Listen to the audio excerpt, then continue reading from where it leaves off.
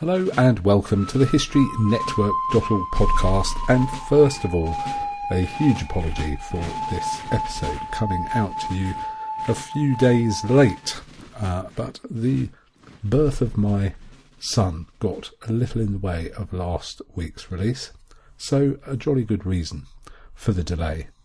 Everything going well there, if you're interested. Thank you. Now, as you will know by now, if you've been listening to the first few episodes of this season 25, Angus and I would really like to go down the Patreon route from season 26 onwards, partly because this would give us the opportunity to pay contributors who write scripts for us, and there are quite a few of you who do that now, and it would just be great to be able to pay some of you back for the work that you do to help us put out this podcast every couple of weeks. So thank you so much to all of you who have signed up via our Patreon page so far, patreon.com/The History Network. And since the last episode was recorded, I have to give thanks to the generals who have joined us: Matthew Lee Heflin, Jason McMartin, Jason Bledsoe and Steve James. The following Lieutenant Generals have also joined us: Andrew MacLeod and Michael Gaby-Gross, who I'm sure many of you recognise as a regular script contributor to the podcast. He's written a great two-parter for later in this season too, so do listen out for that. And Major Generals who have joined us recently are W.B. Wolfe, Ed King, Gary Owens, David McQueen, Chris McConnell, Jack Garley, Richard Goth and Michael Jansen. Thanks so much, all of you.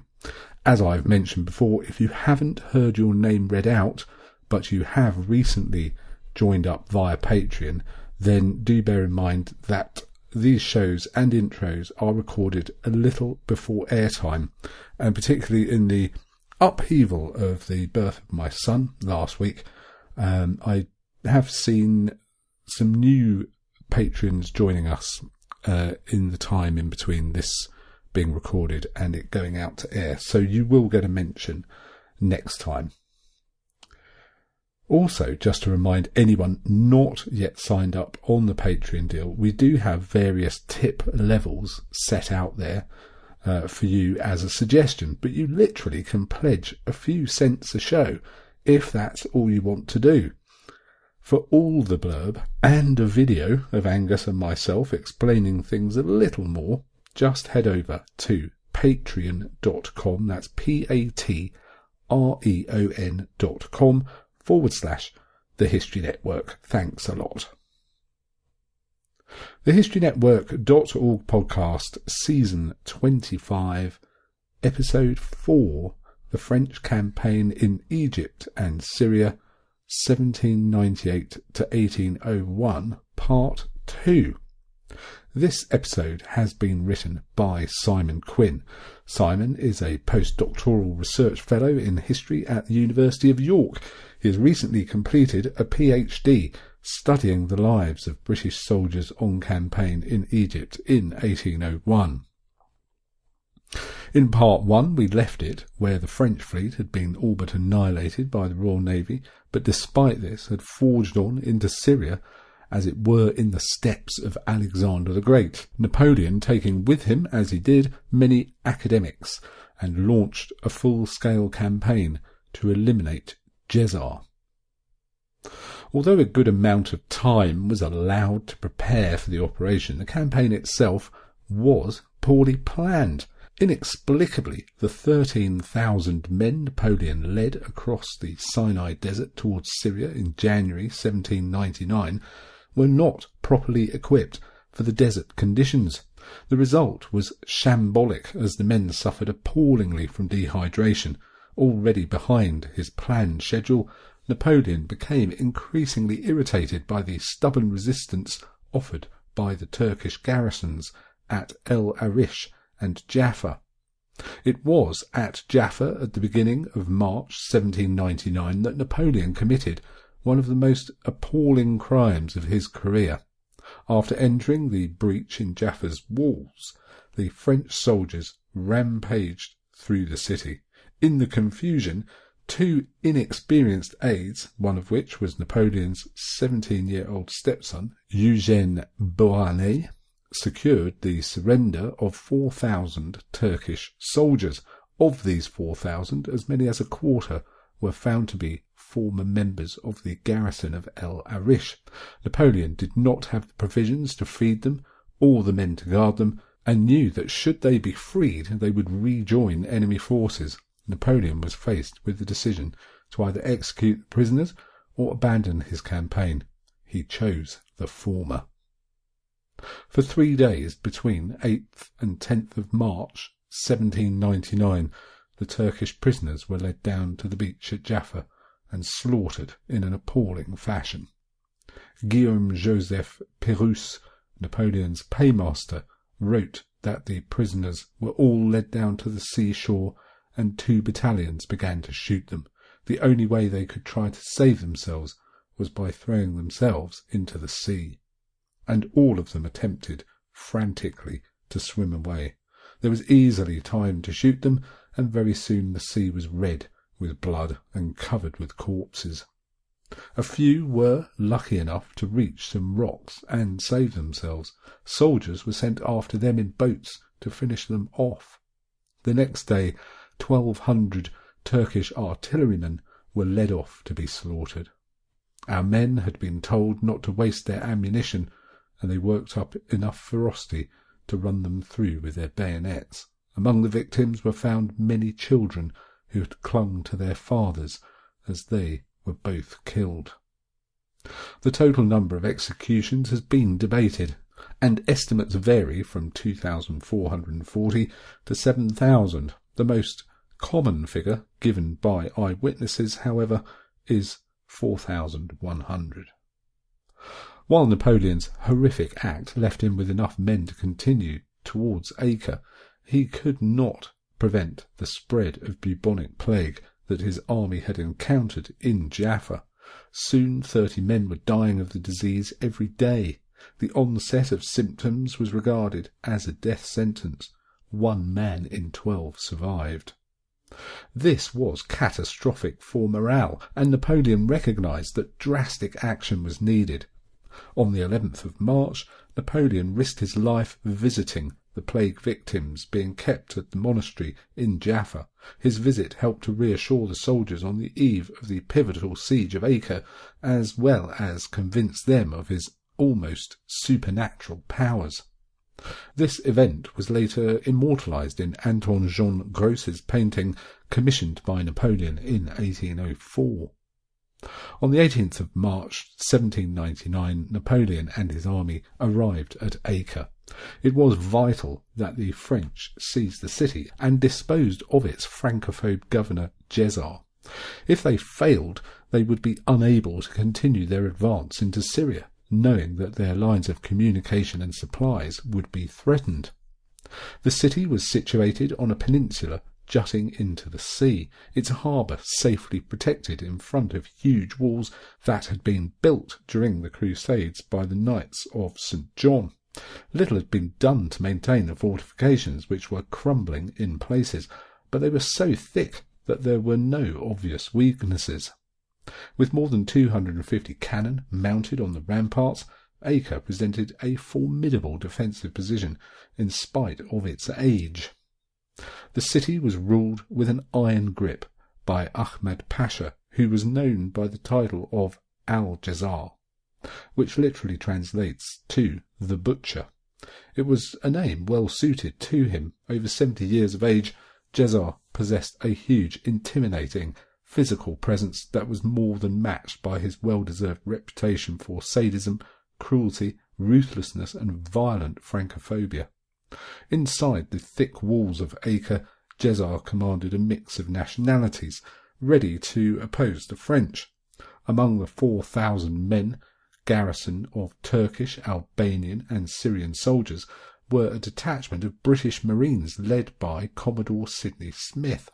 Smith had been part of the British blockade at Alexandria when he learnt that the French had laid siege to Jaffa.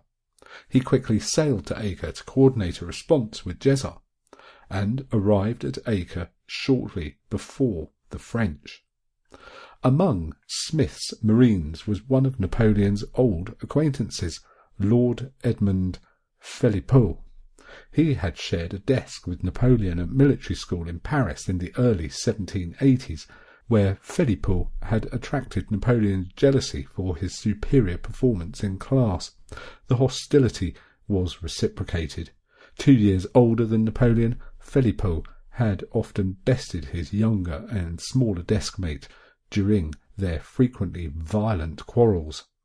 When the French Revolution broke out in 1789, Philippot went into hiding and eventually joined the British Army. He proved instrumental in advising Djezzar how to defend the citadel. The French barrage on the walls of Acre began on the 28th of March 1799. Within 2 hours a breach had been made. Soon the newly dug trenches were filled to bursting with men and sent through the breach. They were repulsed by heavy artillery fire from the walls and from the British ships out to sea. The fighting was merciless, as Djezzar demanded a ferocious resistance from his garrison. He personally beat his men back to their posts when they tried to withdraw, and promised a bounty for every French head brought to him, which were displayed on the walls along the city's ramparts. Djezzar's reaction to the initial French assault was characteristic. He ordered the death of all Christians among the population of Acre and had all French prisoners in the dungeons strangled. The victims were thrown over the city walls into the sea, where many washed up on the shore next to the French. The French returned this brutality in kind, killing any Ottoman prisoners out of hand. Despite the brutality and intensity of their assault, the French cannon were not powerful enough to create a large breach in Acre's thick walls. Although the French had 2 captured Ottoman siege guns, they had no cannonballs of the correct calibre. The shortage of ammunition became so severe that Napoleon began offering considerable rewards for the return of used cannonballs to headquarters. By contrast, the garrison in Acre, who were now being supplied by the British, had all the ammunition they required and maintained a constant barrage on the French. This enabled the defenders to launch increasingly bold sorties into the enemy lines. In the midst of the siege, Napoleon learnt of a new threat. Djezzar had appealed to the Ottomans for aid, and 2 Turkish-led armies from Damascus and Aleppo were converging on Napoleon's rear. Napoleon decided to attack before the 2 enemy forces could converge. A small detachment of 2 infantry battalions, commanded by the talented cavalryman Joachim Murat, surprised and defeated 5,000 Turks at Tiberias, 30 miles east of Acre. Another subordinate, Jean-Baptiste Kléber, in command of 1,500 men, was less fortunate. At Mount Tabor, 20 miles southeast of Acre, he found himself facing the Pasha of Damascus's huge army of 25,000 cavalry and 10,000 infantry. Kléber and his men formed squares, and for 10 hours they fought off the Turks. It seemed only a matter of time before they were overrun. Fortunately, Napoleon learned of Kléber's plight and arrived in the nick of time with 4,000 men. Faced with this fresh force, the army of Damascus scattered in their tens of thousands. On Napoleon's return to Acre, the siege had evolved into a series of artillery slogging matches. Under the cover of cannon fire, French sappers burrowed under the walls and mined the central keep, the linchpin of the defences. The mine was blown, but the explosion only caused one corner to crumble. Even so, the French were convinced a breach had been made. Repeated assaults against the tower were bloodily repulsed, and proved that the damage was not extensive. Reinforced at last by the arrival of French siege artillery, the 7th assault finally managed to secure the central tower. Elated by their success, the French swarmed into the inner gardens of the fortress, only to be mown down by the inner line of defences. Severe casualties were suffered on both sides, one of which was Napoleon's old rival Philippot, who had died of a fever on set by sunstroke. One of Napoleon's ablest artillery commanders, Louis Caffarelli, was killed after being struck on the arm by a cannonball. As the siege dragged on into its 50th day, many of the corpses strewn across no man's land had putrefied. Both sides commented on the unbearable stench that lingered across the front lines. By the 9th of May, it seemed only a matter of time before the French breached the inner defences. At this critical point, a Turkish fleet of 30 ships carrying an army of 7,000 men appeared on the horizon off the coast of Acre.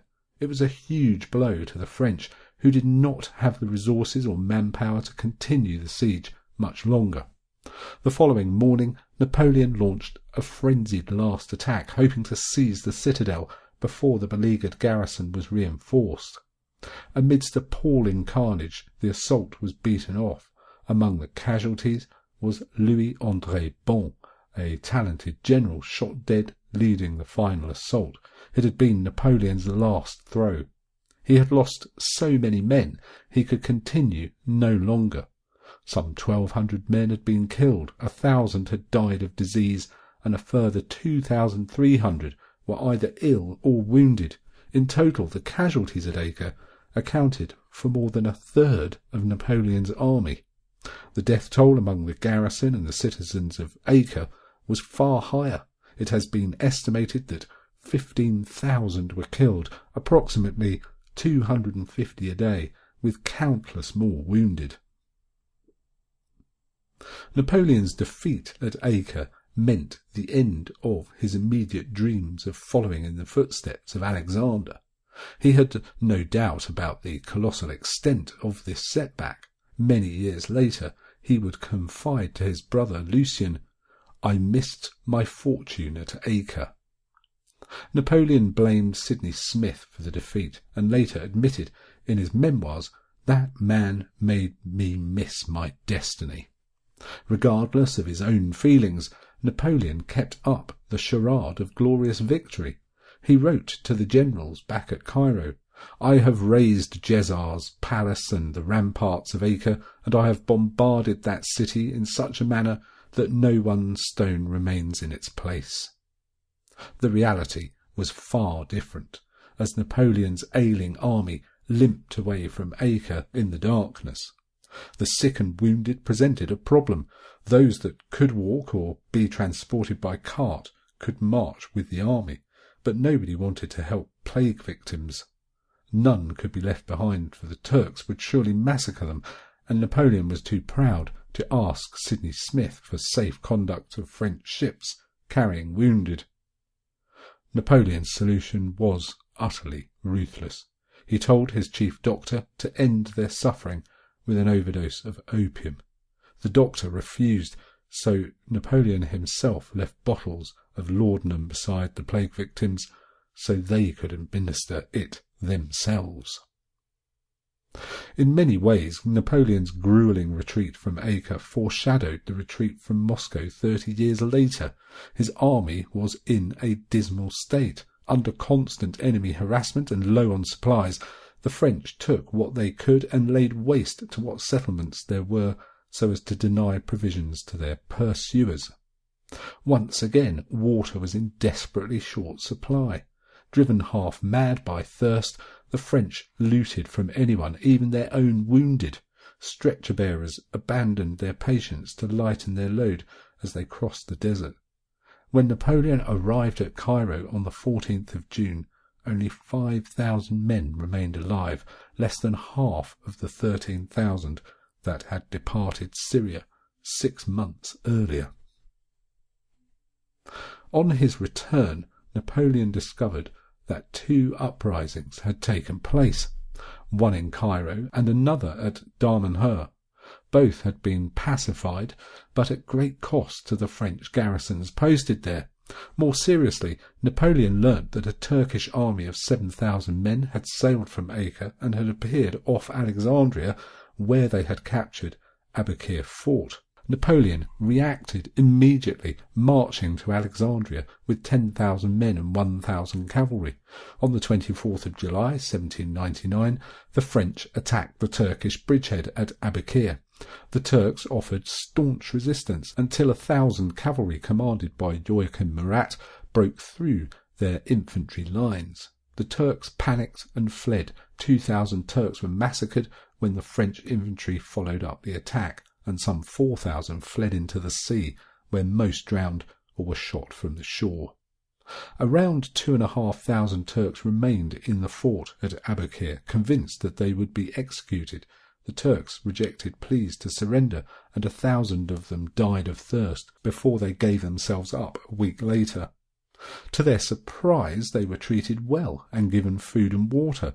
About 1,000 Frenchmen had been killed or wounded in the battle, compared with 6,000 Turks. The victory provided a sense of revenge for Acre and enabled Napoleon to portray the campaigns in Egypt and Syria as an adventure that culminated in glorious victory over the Turks. In fact, the entire expedition had been a disaster. Egypt remained seething in opposition to French rule, and Napoleon's attempts to strike a blow against Djezzar and the Ottoman Empire had ended in defeat. A brief moment of joy came in mid-July with the discovery of a unique relic.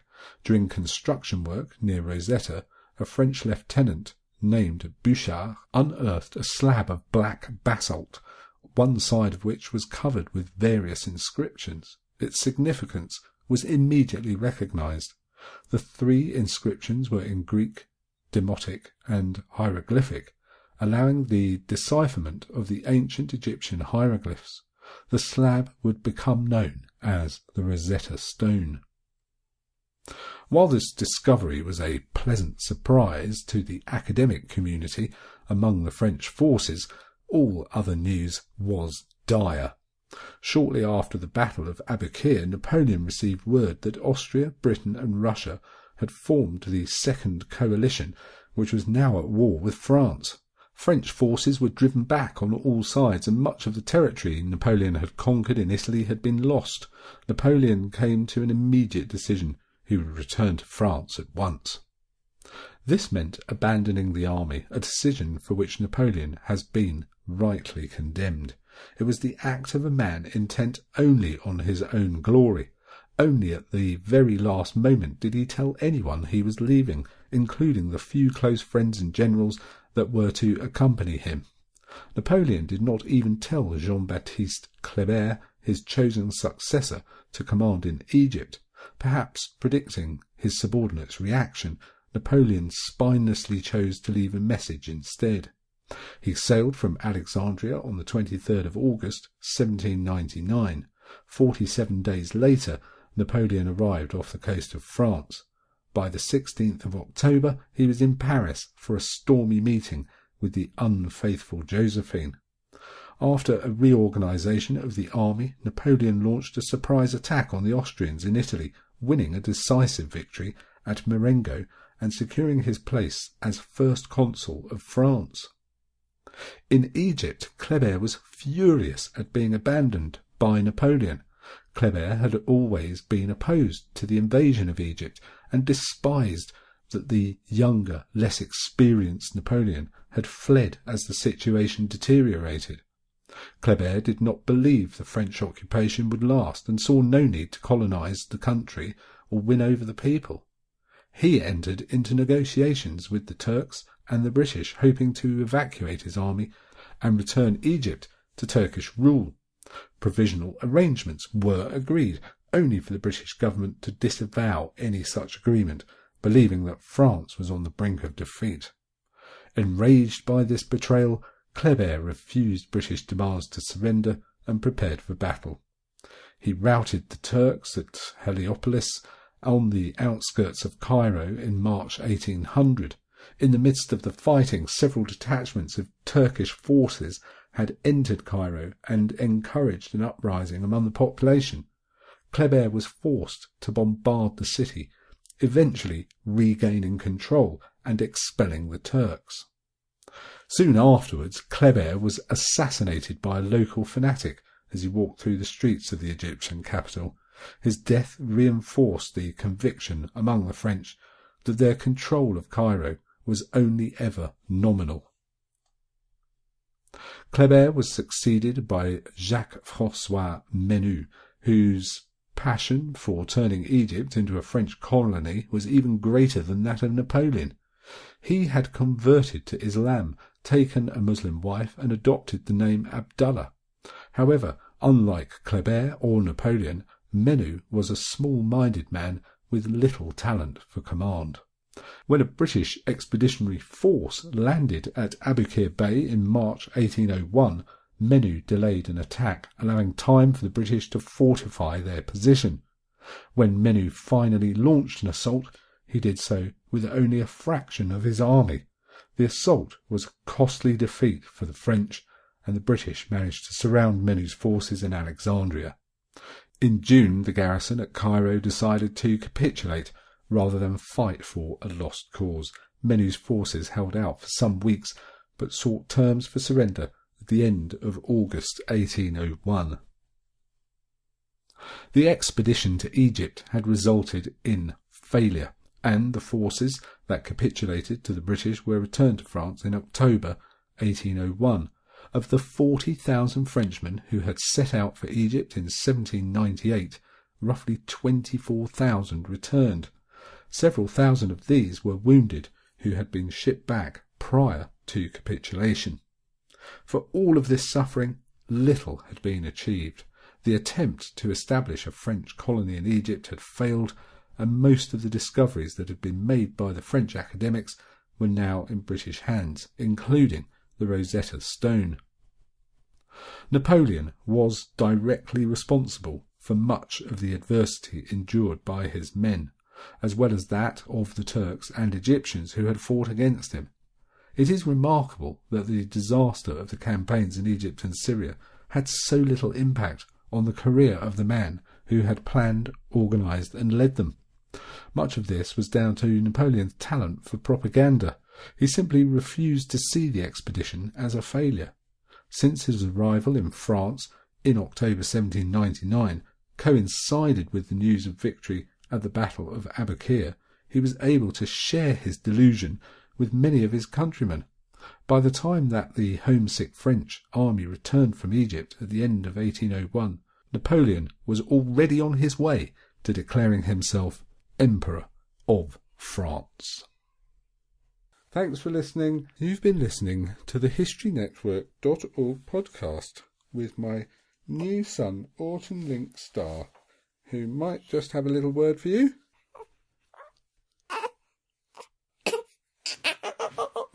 There you go. And this episode was written by Simon Quinn and read by Nick Barker.